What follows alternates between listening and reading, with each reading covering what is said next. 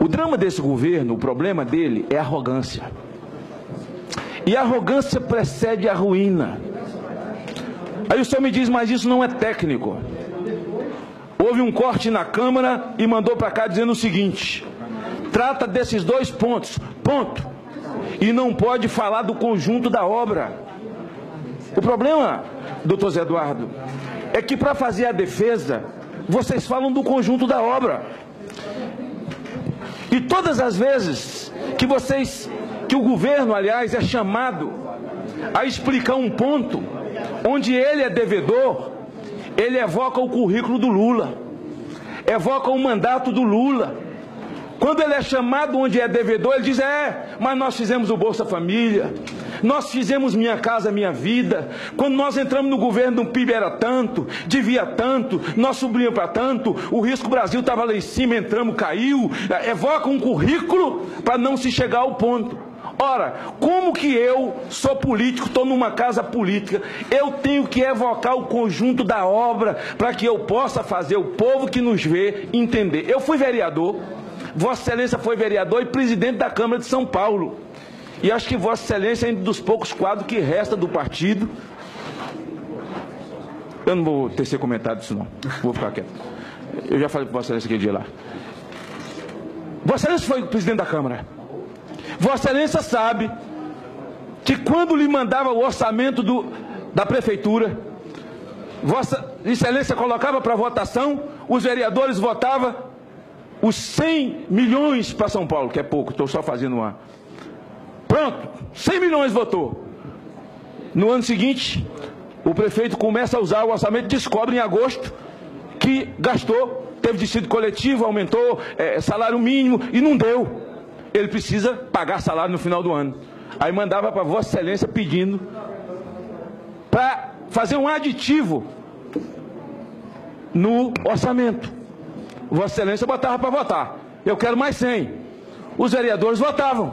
Ele recebia e gastava.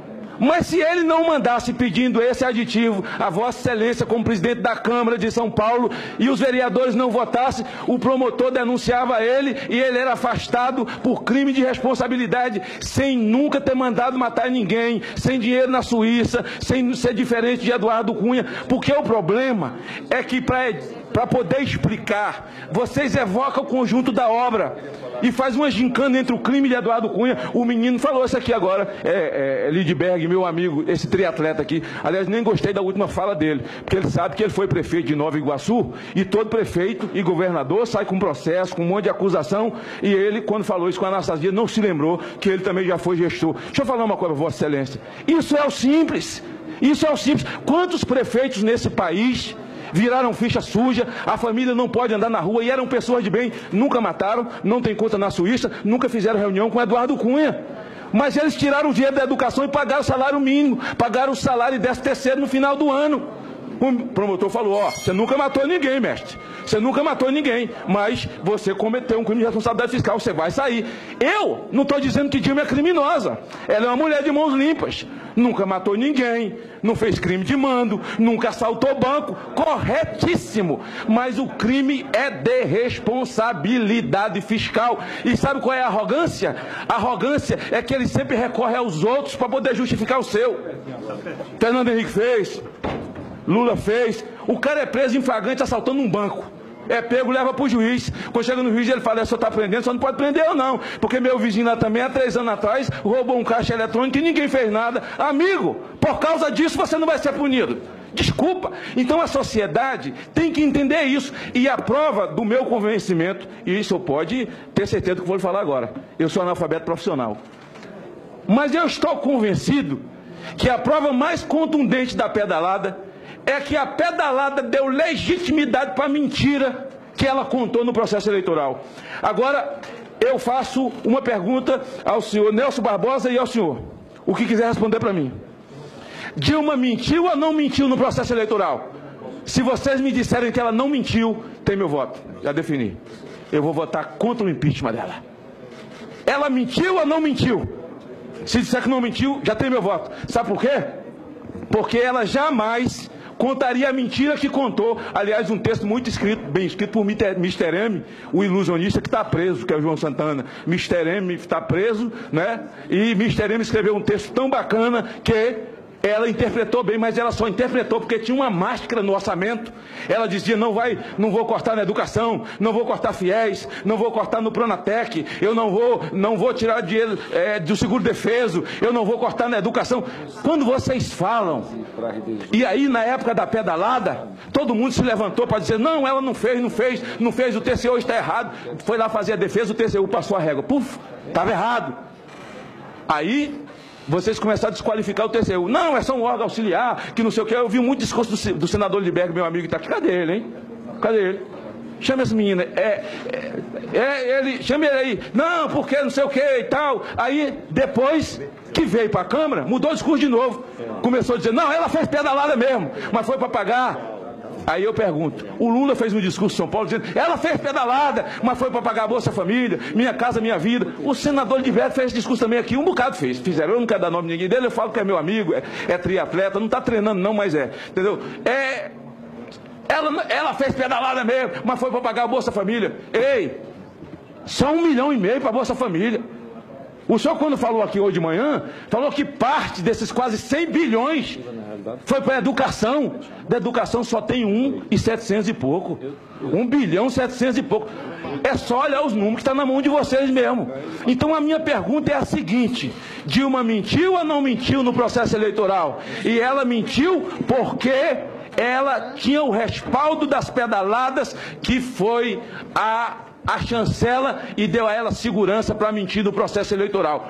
Sem pedalada, ela jamais contaria as mentiras do processo eleitoral. E o problema dela é que ela sabia. Essa coisa de pedalada não pode ficar na conta. Conclua, senador Magno Malta, por favor. 3 minutos, já só falei. Não, conclua. Já coloquei 1 minuto adicional para Vossa Excelência. Se quiser os 2 minutos da réplica, eu colocarei. Eu quero. Me dê mais 2, então. Mais 2 minutos. Então veja, esse é o problema.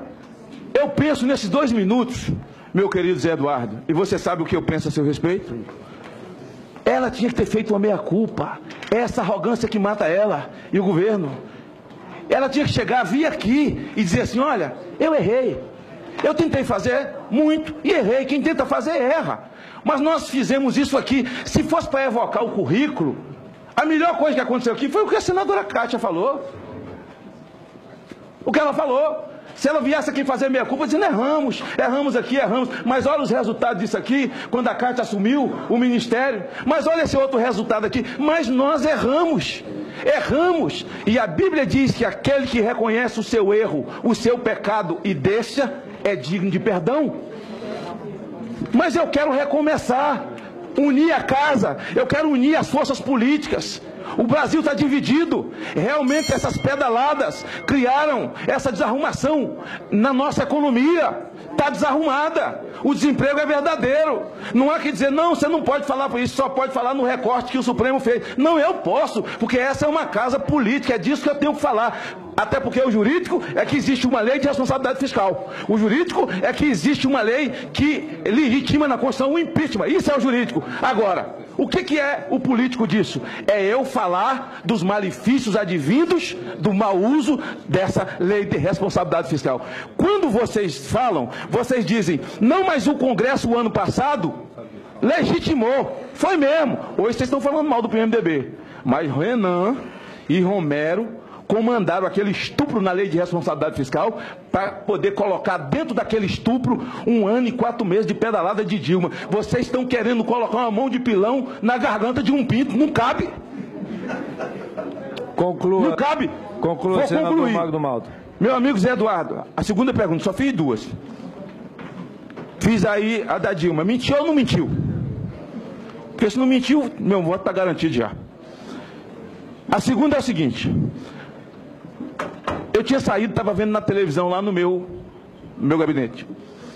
Quando você disse o seguinte, o voto que foi dado na Câmara, fora do objeto, é nulo. É nulo. Não foi? Foi. Por isso que eu gosto de tu.